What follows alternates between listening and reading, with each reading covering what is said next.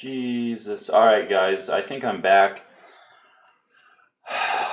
Apparently, no one told me how did you guys not tell me that the screen was black?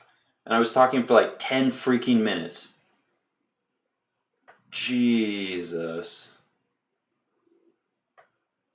Wow. And to think that YouTube is going to process that and upload that as a video. Wow. Okay. Okay.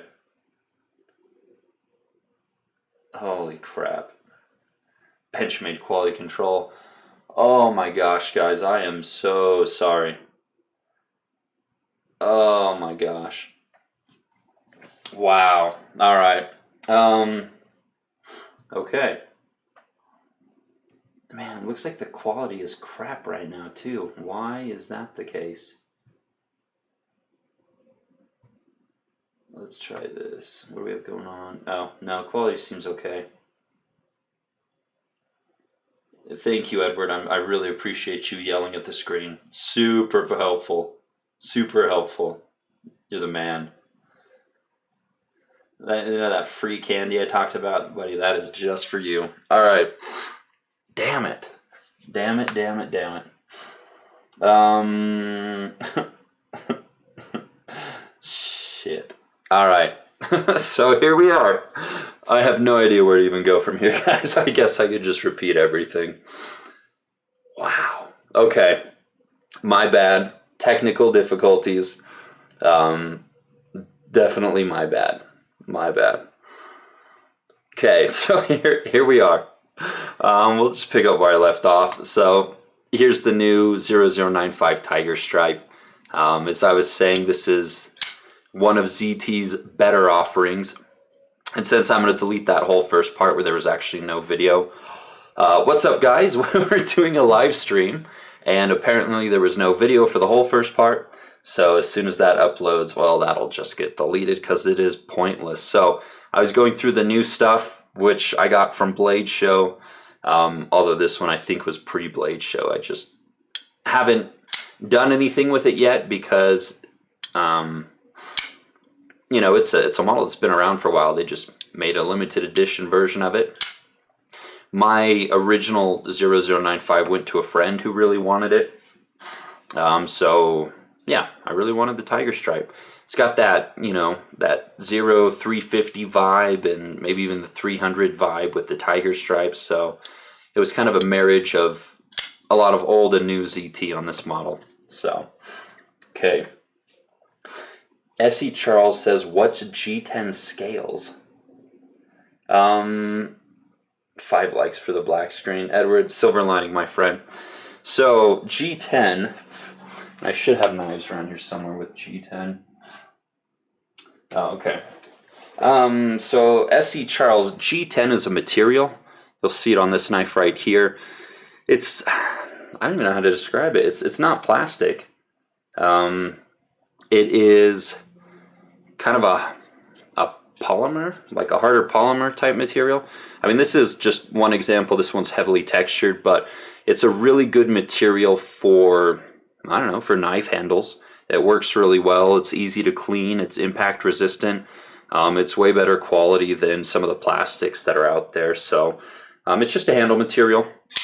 And while we're on the subject, upgraded that pocket clip. Still waiting for I want a blue filler tab that matches like the pocket clip and the titanium liners, but no one has just the freaking blue tab in stock, and it hasn't been in stock for like months. Like they have, like, you can buy a pocket clip and a tab at some dealers, but I already have a pocket clip, so I just want the damn tab. Anyways, first world problems, guys. God, this is a good model. Oh, I really like this model. So many knives, so few pockets. All right, so that's G10, Charles. I mean, you could probably Google it, find some other information out there that's more helpful. As Koala Pear said, it's a fiberglass composite. Koala Pear, I think we met at Blade. Did we meet at Blade? I met a lot of you guys at Blade Show. If I did meet you guys and I was in a rush or something, hopefully you weren't off put. I had fun meeting some of you guys. Most of you guys recognized me from when I was on the Blade HQ channel. Like that was like the main thing people were saying was like, hey, I remember seeing you on the Blade HQ thing. And I'm like, oh, cool. Never mind the 5 years I've been making videos. No, I'm just kidding. Yeah, we met at the pit qual pair. That was fun. I think we talked for a while. I think it was you and a friend, maybe. Maybe we chatted for a while. Mine says live stream 21 minutes watching Blade HQ. Yeah, Jay Demeter, dude, I effed it up and there was actually no video for the first like 10 or 15 minutes. I went full retard on the first 10 minutes of live streaming today. So USN show is coming up in August, guys. That is for sure. I'm hoping that I go, but you know, this year there have been a lot of things going on, and so even like Blade show was last minute for me as far as like finally deciding that I could go with work and whatnot. So I don't know. All right, so ZT0095, fun piece. I wish this one felt as nice as my other ZTs, but I don't know. I may try to send it into warranty and see if there's anything they can do to make this thing a little bit nicer, because if I don't purposely try to flip it, I have to really give it the full tug there to get it to deploy. So Blade banter. Are Riad knives near the top for quality for production knife? Yeah, I'd say that they are. They're not, and you pay for it too, man. It's like, you know, they're definitely up there, but the prices are up there too. So I mean, you get what you pay for. You know, like if we take a look at this Riad Jack here, satin, you know, satin finish on this big old M390 blade, Damasteel pivot collars, marbled carbon fiber over the top of an integral construction handle that has milling on the spine, as well as flame anodized titanium. Really nice 3D milled pocket clip, and action is nice. So I mean, there's a big old girl right here, but whew, do I like it? You know, both of these were unplanned, but once I had them in hand, I just had to. This one, this has one of the smoothest, like, on some knives, this is going to be really difficult to explain, but when you disengage it, you come down a little bit and the detent ball hits the lock bar, the top of it, and so you have to go over a little bit more to kind of come across it. This one, it's so far up at the top, like it's right there, like that's overcoming the lock bar right there, and it's just so buttery smooth. I mean, it takes no effort to overcome the lock bar, and it's so high up here in the arc that from here down, there's no bumps or anything. Some of these other ones, they're going to be actually quite a bit further down. This one's pretty close to the top too.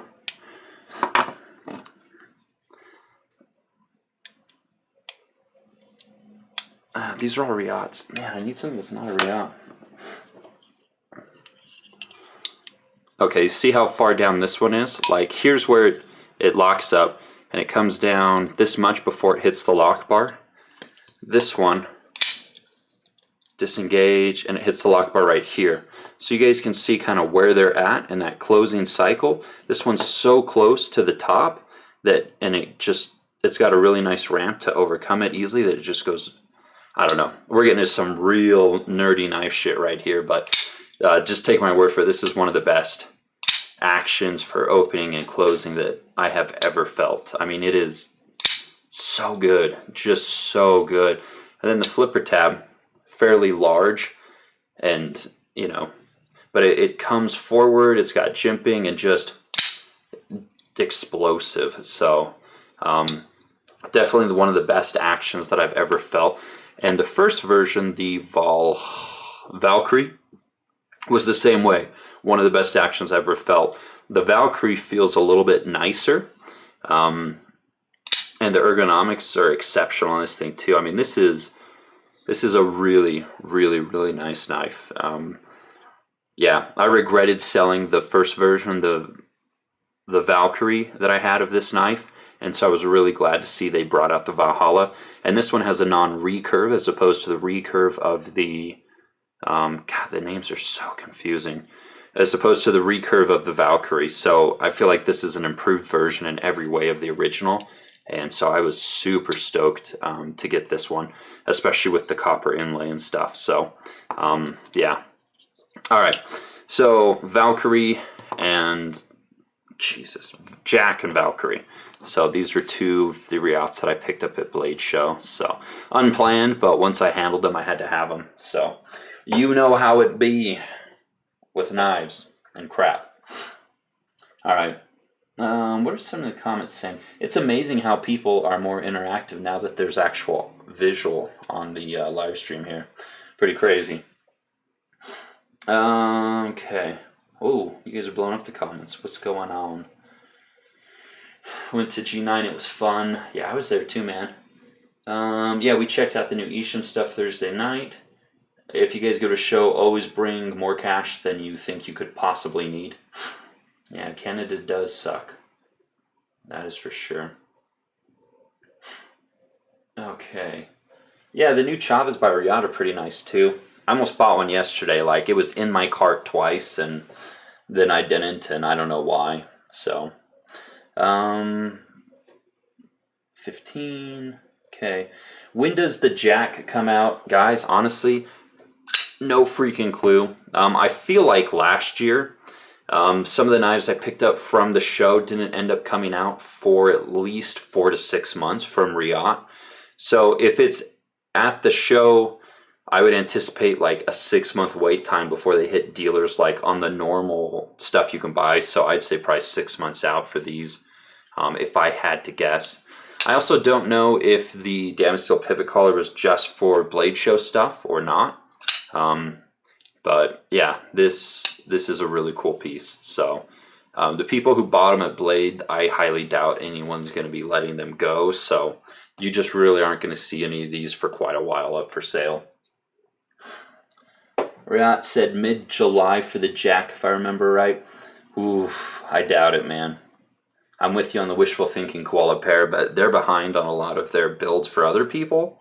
So their stuff, I just don't see that happening. I'd happily be wrong, though, guys. Like, don't even think I don't want knives to come out quicker. I just think that's probably not going to happen. So, the ZT-804 carbon fiber is the worst. I don't know if it's the worst. I mean, I wasn't in love with mine. It was a really nice knife, though. I like where ZT put the detail on the 0462. Yeah, you're right, Shotgun Bowen. That one is similar in feel to the Valkyrie. Well, I've got that drawer open. Where the hell is it? Since we're just kind of geeking out on detents, the 0460, definitely one of my favorites for this. Yeah. Redonkulous, guys. Where is it? Oh, it's right there. Look, here's where it's locked up fully open. Here's where it hits the edge of the lock bar. Right there. I mean, that's in line with the Valkyrie or the Valhalla here. Actually, it's even closer on this one. And so when you overcome that detent early, it's just smooth sailing from there, which is why this one just feels so incredible, is because it has just a full long sweep of nothing but silky goodness. Yes, these are two awesome knives, and they're both Persians. Oh, look at these. What a pair. What a pair. Both outstanding knives for this year. So yeah, highly recommend both. This is, man, I love this knife. So yep, that's a good call, Shotgun Bowen. I was taking a look at the Powerful K9. The Mass Drop Perpetua is supposed to come out eventually. They're behind because I guess the steel was like, they didn't have enough steel, or some issue with the steel delivery pushed them back a little bit. What is a detent ball? I don't. Right there, that little black nub you see in there, that's a detent ball. And there's a hole in the blade where it sits. So when this thing closes, that little ball ends up right, you're going to hear it. Actually, that was too quick. Listen. That ball just fell into a hole, and that's what keeps the knife closed, and that's what lets it do that. So, little hole right there, or the little ball right there, right where my finger's at, goes into said hole, keeps the knife closed, lets it deploy violently. That's what a detent ball is. Okay. The Weeplorma, yeah, Blade Banter, that one looks exceptional. Okay. Yeah, I should have bought the Chavez, oh well.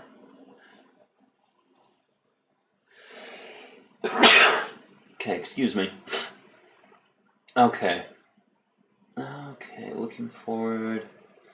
It detains it. Yep. The detent ball also keeps the locking arm here, or the lock bar, off of the blade so that you don't have this big old piece of titanium dragging on the blade. So it serves multiple functions actually. But all of these knives, every knife that almost all frame locks have I think all frame locks have detent balls. Yeah, I think that's right. There's another detent ball right there. So you can see it, the blade writing on it right there. Anyways, all right. Some other new stuff while we're on the subject and we have video as well as audio is the occipital from Guardian Tactical. This is like one of the first 10 that they made. It was rushed out the door right before Blade Show. So there are going to be numerous upgrades or updates when the full production run hits dealers. But I really like this model. It's probably the best in terms of like size and overall design from them. I like the other ones too, but this is like a really happy median between their larger and smaller knives up to this point. So, yeah.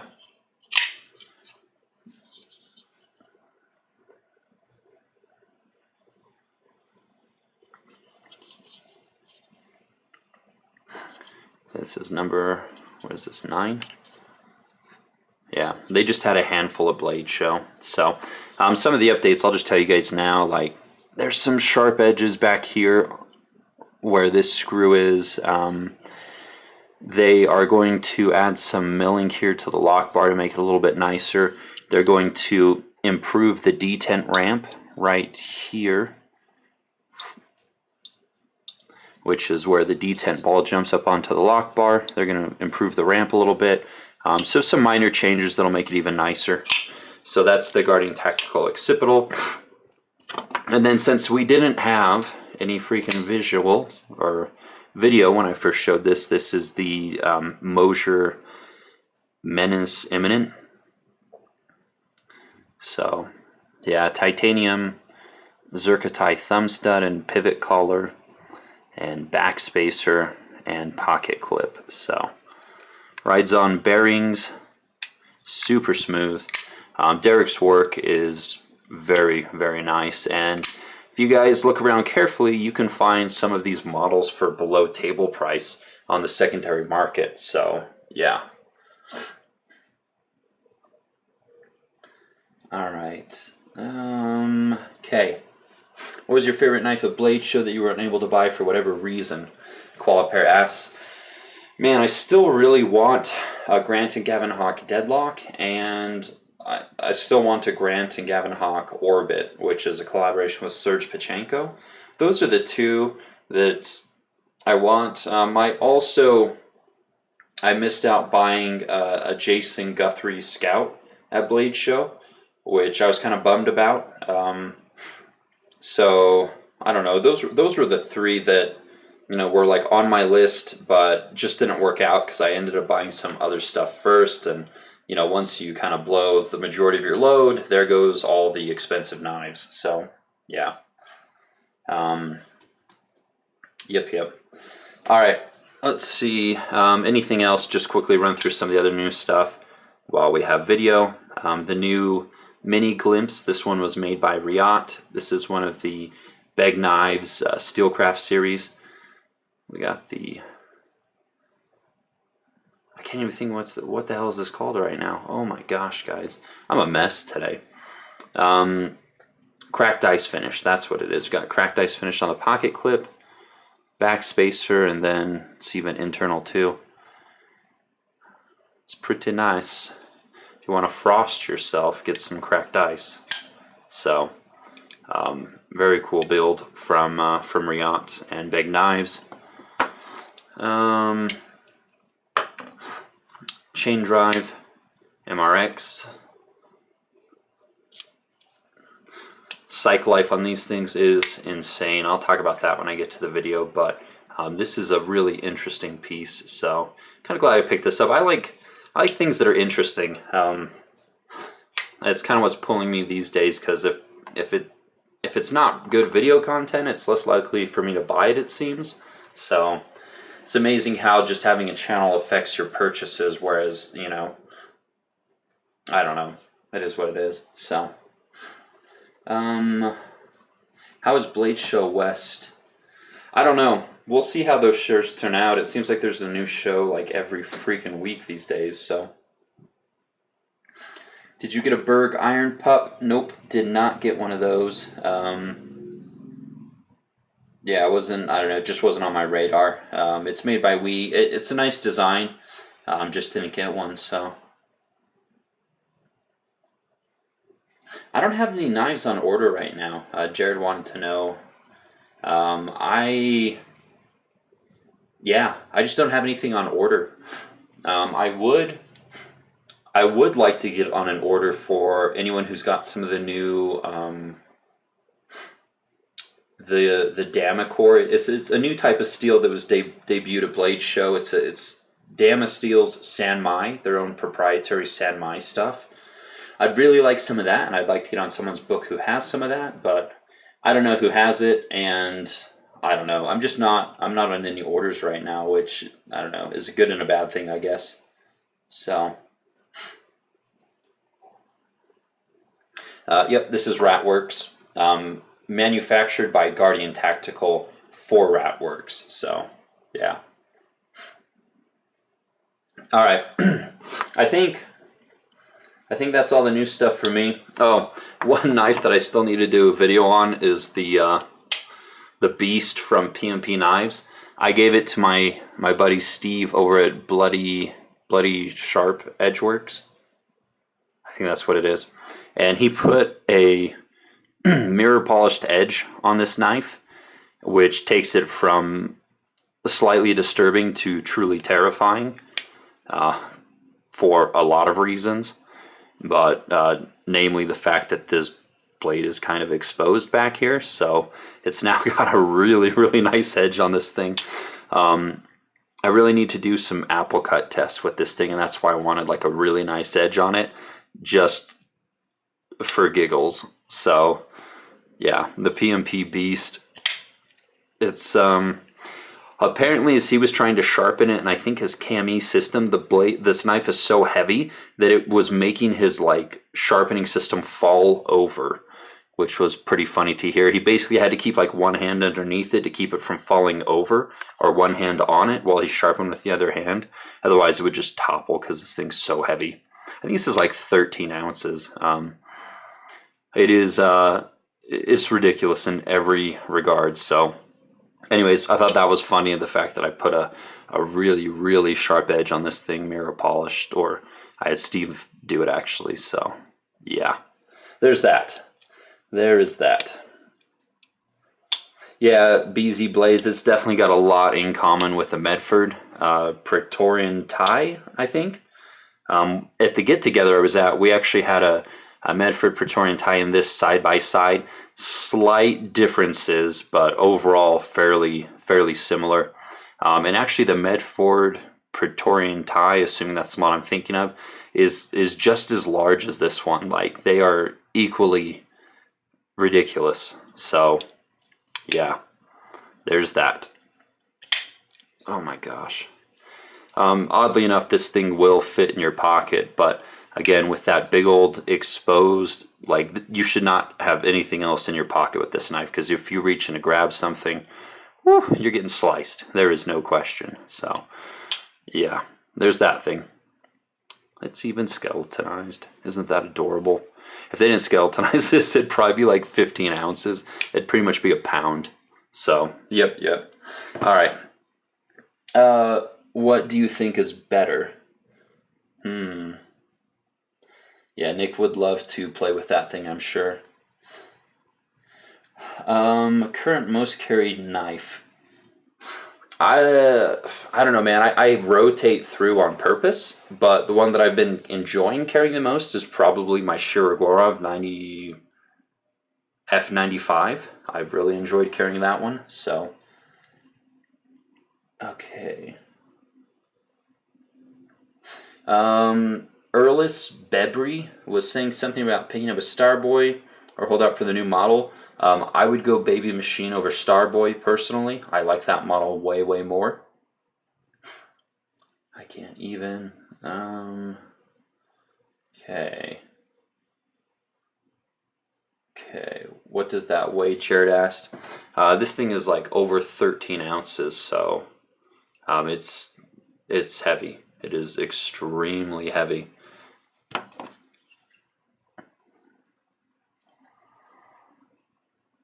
Tell you what, though, when I had this at the get together, everyone enjoyed handling it. This knife is a conversation piece, to be sure. Even my coworkers enjoyed checking this thing out, and they know nothing about knives, nor do they particularly care, but they enjoyed it. So, anyways, that's what it looks like next to this knife. All right, I think it's time, guys. I think it's that time again where we explore the inner darkness that is Barney the dinosaur and Baby Bob. Hey, what's in Barney? How do you not know what's in Barney? Slicey Dicey. Is there a knife name better than Baby Machine? No, there is not. I will concur, Slicey Dicey. When I post pictures of the Baby Machine, I make sure to use the tag Baby Machine, because the people searching for that tag are not expecting to find knives. That is for sure. So, yeah. What's the cheapest knife Shiro makes? Chocobo asks. I think it's mine. I think it is the F95, which are like 700-ish. I think that's their cheapest knife. You might be able to find ones cheaper secondary market, but new, I think that's the cheapest for now. Okay.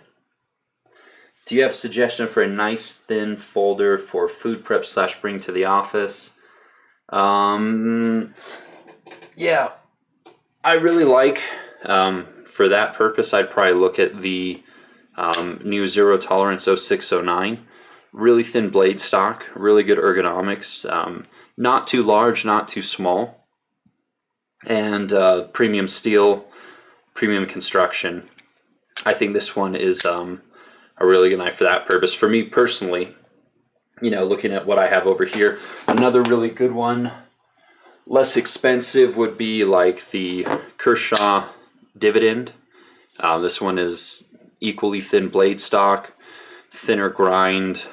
This one is assisted, so if you're looking for a little more premium, like on bearings and stuff, this one you're looking for a little less expensive. The Dividend, what do these ones run? Like $220, and this one is like $90 because it's the S35 VN edition with the deep carry pocket clip. So those are two options for you. Okay. All right. Oh, is the Neon Ultralight cheaper koala pair among the Shirogorovs? Maybe. I don't know. The Neons never really spoke to me, but yeah, that one might be cheaper. You could be right. It's also a smaller knife. I think the Neon is pretty much in line with this one in terms of size. The Shirogorov Neon. I don't have one of those. I want to be mad to have one, but I just don't have one. All right, so you guys know the name of the game. Blade HQ puts a surprise knife in here for me to kind of share with you guys and to check out for the first time in the live stream here. And so we will open up the Barney box. And I have not looked before. And here in the Barney box, we have a Barney puppet. And inside of the Barney puppet, we have a knife. So let us reach in here and see what we have. Okay. Huh. Deep carry pocket clip. Exposed back spacer. It's got a weird texture on this knife. It's not a flipper. Where are the thumb studs? There are no thumbs. Oh, it's auto. It's an auto with an odd texture. I have no idea what the hell this is. I have no clue what is in Barney today. I'm not even going to pretend to know. It's an auto of some sort, guys, and it's got a weird texture on the handles which feel like titanium, and it's got a deep carry pocket clip. Huh. It's got a big old backspacer on the spine of the knife, or I'm sorry, a lanyard hole that is the backspacer. It's exposed. Hoback, huh? What do you guys, Gerber? I don't think it's the Gerber. I handled the Gerber Auto. They were pretty nice for the money, but still, it could be. It doesn't feel like it, though. Yeah, CB, look at the 609. I think that's a good one. Yeah, alright guys, I'll just pull it out. I have no idea what it is. Oh, it's a ProTech. Huh. Yeah, I couldn't... You know, what's kind of interesting is I was feeling this texture. It doesn't feel like it looks, which is really weird to say, but I thought it was kind of like almost like a rock pattern or something when I was feeling it with my hand, and now that I'm looking at it, I don't know. Sometimes your brain and it's really weird. This was not what I was expecting at all. Anyways, let's disengage the auto or the lock. S35VN. Actually, I did kind of want to check this one out. ProTech has a reputation for making really good autos, but by and large, they've used like 154 cm steels and you know, steels that don't really tickle my fancy in kind of this age of premium steels that we have. But this is the first one I've seen, aside from some of their crazy collector pieces that use a little bit higher end steel. And so Blade HQ did a video with ProTech at Blade Show where they had like an $8,000 auto that was just like hand engraved and special steel and all sorts of crazy stuff. If you guys haven't seen that video, go check it out from Blade Show with ProTech. But this is nice. Obviously, we've got an aluminum handle here. We've got the fish scale kind of mill pattern in the handle, which I like. Yeah, reminds me of kind of like a Japanese koi, you know, like Japanese tattoos and things like that. But they're certainly known for their snappy autos. Fairly solid lockup. But let's take a look at this thing. A really snappy auto. Pretty good ergonomics too. We've got multiple finger serrations in this thing, so it feels good. Pocket clip doesn't bother me, but maybe someone with smaller hands it might fall in the wrong spot. Finger choil. I really like the kind of the koi milling though. I think that's pretty cool. Almost has like a soft texture to it too. But yeah, deep carry pocket clip. Definitely one of the, I don't know, I think one of the better autos or one of the more attractive ProTech designs I've ever seen from them. Safety on it too. So, this is a cool piece. I don't know if this is a Blade HQ exclusive or not. First production, 387-400. Blade stock isn't too thick either. This is a cool piece. I like it. Alright, let's take a look at the comments. Who loads are all of that? Let's see here. All right. Protec, yes. Yeah, yeah. The exposed backspacer here for a nice big lanyard hole. And then they kind of the milling here on the back seems to flow kind of with the overall design. They sat in the sides of it. I like this piece. There's some nice details in here. Pocket the screws. This is something that Ben talked about in the video. They're recessed, and so as you're putting it in your pocket, the screws aren't like catching on your jeans. But yeah, I like this one. I think out of all the Protecs I've seen, like, you know, because I look at Blade HQ's new arrivals seriously daily, this is the one that caught my eye out of all of their designs. I think, you know, without getting into like the $3,000 or $5,000 or $8,000 crazy A customs, which I wouldn't mind having one. This is, I think, the best looking like regular production design I've seen from them, in my opinion. So, all right, yeah, 154 cm is the norm. So, no autos in New York. So, who loads the lunchbox? Blade Banter asks. Maggie, who's in charge of marketing, well, she works with marketing. Their marketing group's fairly large. She'll often load the lunchbox, and then sometimes Matt, who works with the media stuff, he does it. It just depends. One of those two, either Matt or Maggie for the most part. Or Matthew or Maggie, I guess. Yeah, in Utah, everything goes. As Logan's dad pointed out, we can have anything we want, which is delightful. Okay, let's see. Okay. I just don't prefer a lock at all with no safety.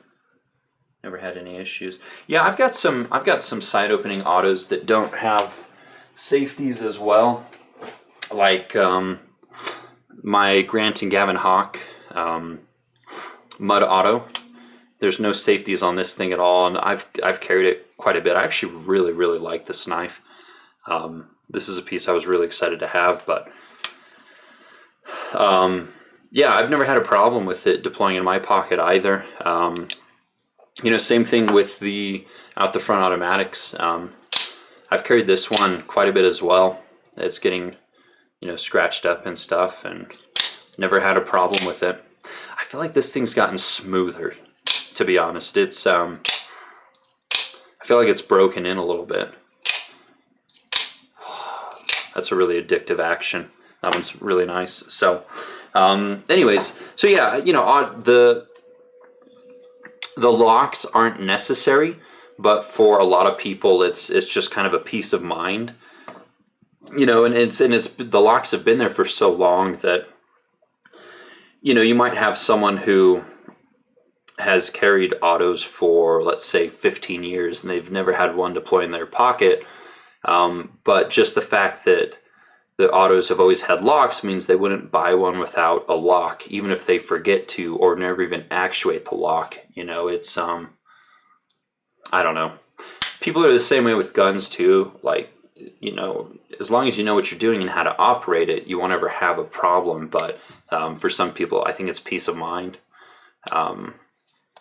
Yeah, I don't think it's necessary, but at least it's a nice positive. It's got some nice serrations too. They did a good job on this little lock right here. Very positive, and yeah, that's a nice. That's kind of weird. They have really nice serrations on this lock though. Like, you don't slip on it at all. It kind of like bites into the finger. But anyways, I mean, you can carry it with the lock disengaged, and you know that'll be just fine. But cool piece. I like this one. I'm not sure what the specs are. I imagine this is probably a 3.5 inch overall with like a 3.2 sharpened edge on this particular one. Flat grind, half height, swedge at the top. Nice pointy tip though. Some of you guys like, you know, nice little pointy tips for getting in, you know, digging out splinters in your fingers or whatever. This is a nice pointy tip on this one. But really comfortable in the hand. I don't know. I really like this. I really like the koi, you know, this milling. I feel like it's been on another knife. I just can't recall which one it was. It's just kind of a... Actually, I think it was another Protec. that I really liked, like back in the day. It was probably 2 or 3 years ago, where they had this, and then they had like a pearl inlay on the button or something. They do some nice pieces. They do a lot of collector stuff. I don't know what they coated this blade with, but it's picking up a lot of fingerprints. If I had to guess, it's probably just a PVD. I don't know how it'll hold up over time. In fact, I don't know how... if it's type 3...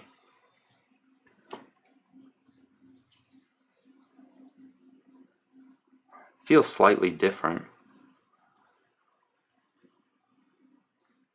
Yeah, I don't know. I'm sure it'll hold up well enough. But anyways, nice piece. Let's see, what are you guys saying?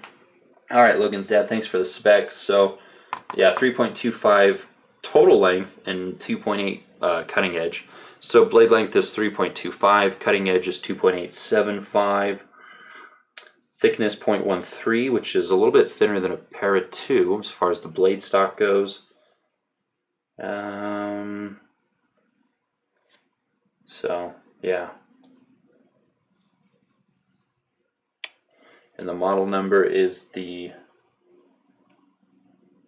is this TR5 or is that another one?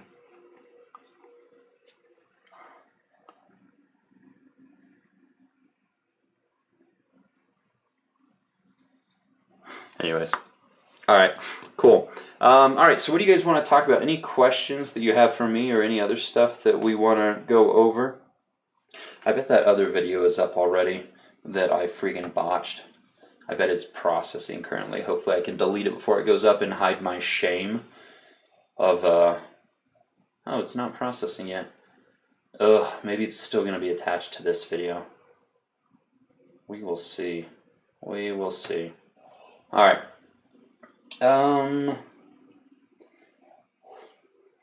Where is a quadruple 7? Do you know? Do you mean a 777? Fitbit nerd. I want to see the whitest knife you have.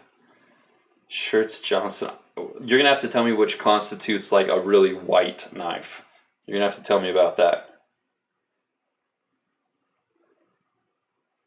Too many darkies? What are you guys talking about? Too many darkies. The whitest knife that I have, like, in terms of actual color, I don't have any knives with white. Oh, hold on. I take that back. I've got one with white G10. I don't know if this is what you want, Shirts Johnson, or if you're making mildly racist undertones here. Here we go. This has white G10. This is the Liangma GSD. Ooh, that's a classy A knife, my friends. That is a classy knife. Ooh, Kershaw Bare Knuckle. That's not coming out till like Q4 this year. Christian, that's going to be one of the last releases, they said. So probably like October, November, December range of this year. The free candy is knife candy, visual candy, eye candy.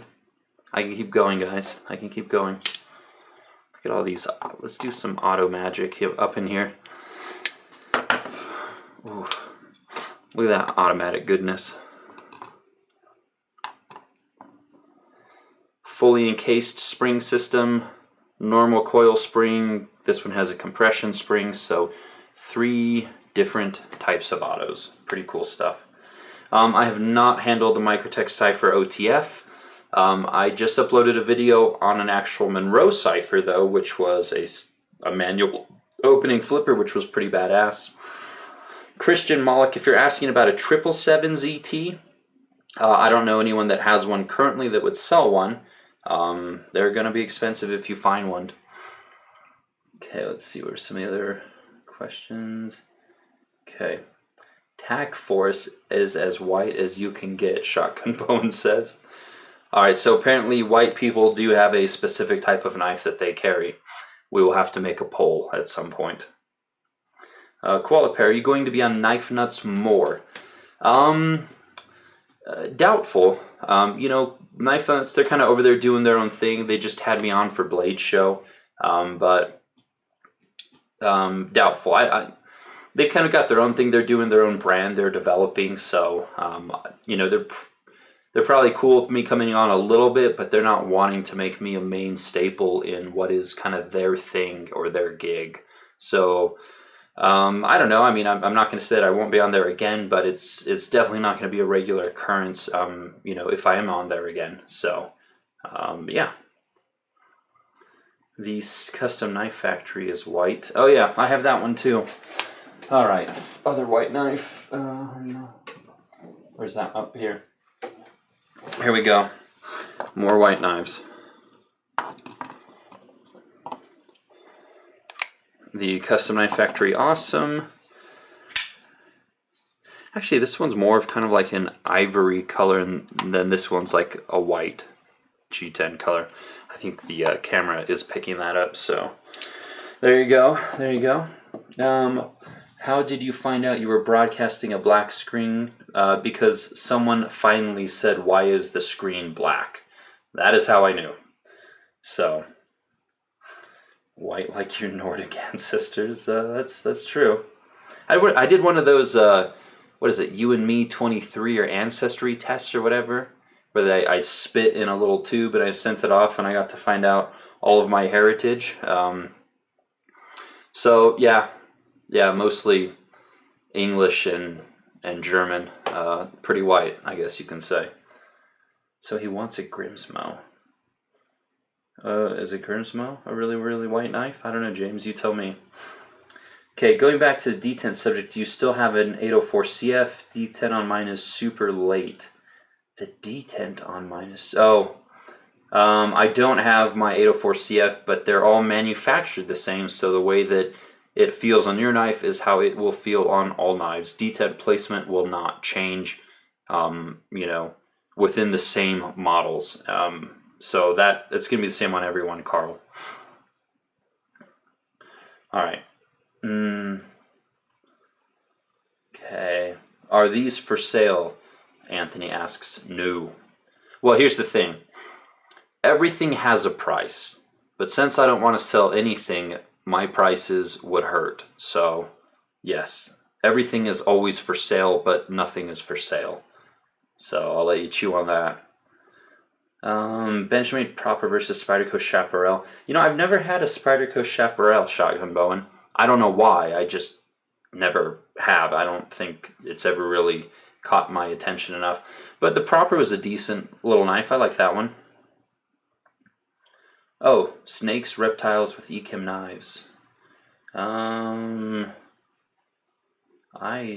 don't know what you're talking about, Dylan. But you'll have to tell me more. Okay. Nut and Fancy would be proud with the backdrop. Choose 777 or 999. Oof. Jared, the action is better on the 999. Don't get me wrong though, the 777 is definitely an iconic knife, but I personally love my 999, and I am biased because I own a 999 and I don't have a 777. Yeah, I mean that's some knife folklore right there though, the actual 777. So Gerber Paraframe is the whitest of knives. All right, I don't know that I can disagree with that, Powerful K9. As a final gift to your old friend from the UK, juggle these 3 on screen. Juggle these 3 on screen. Up yours. If you're... I don't know if you are who I think you are, but if so, that would be funny. Okay. Enjoyed having you back on a podcast. Got to revive Modern Neanderthal. Yeah, man, I miss doing a podcast. It was actually a lot of fun. I just don't have time to deal with the technical components, so... Yeah, 1% black on 23andMe. They add that in to screw with racist. Shirts Johnson, dude. I don't know what's going on or where you came from, man, but you got some funny stuff going on. Okay. Which, if any, knife company have you been following? Any new knife company? I don't know. I don't really know if there's any new knife companies that I've really been following hardcore. I mean, there's new companies like every single day. I don't really know there's any that have like really, really blown me away yet. But there are a lot of new knife companies I haven't tried yet. So choose a knife for each U.S. state and explain why you chose it. I don't know if I have that kind of time on my hands, Shirts. That seems like someone who doesn't have a job. That might be a good thing for them to do. I just don't know if I can commit to that. Derek Monroe or ZT 999? Ooh, man. I'm gonna say the Monroe. I mean, Derek's work is incredible. There's going to be more 999s than there are of Derek's work, so that's what Sunday is for. Even Sundays I'm busy, man. Damn. All right. I thought he said country. Is the moon a state? All right, you guys are losing it in the comments here. All right, so we'll call it there. It has been, I don't know, roughly an hour. If I don't know if it's including my F up with the first 10 minutes of a black screen. But next time I will not F it up and have the first 10 minutes with a black screen. Yeah, we'll have a live stream again in a couple weeks here. Thanks, Luke. And we'll see what new stuff is going on. I still have so many videos I need to do from Blade Show, but it's definitely been a busy couple of weeks. Things will slow down for me a little bit mid-July here, and so then hopefully I can have part of my life back. That would be nice, but we will see. This should be an interesting year. We'll see if I move, if I'm still here. A lot of interesting stuff going on. So, anyways, for the black screen, this is what I carried today. I have like 30 knives littered around me for this live stream. I don't know how that happened, but yeah. So the knife in question, supplied by Blade HQ, was this new ProTech. Don't even know what model it is, but it's definitely a nice one. I like it. This is probably the best standard production ProTech I've seen in a long time. Even though I've never owned a ProTech, which is, I don't know, I just haven't. There's a lot of knives that I'd like to own, and there's only so much time and money, I guess, to do it. So this is the crap that I carried today. So yeah, we will wrap it up there. And I will see you guys soon. Thanks for tuning in. For those of you who did, thanks for bearing with me through technical difficulties or, IQ difficulties as we started today. And I will see you guys soon. Take care.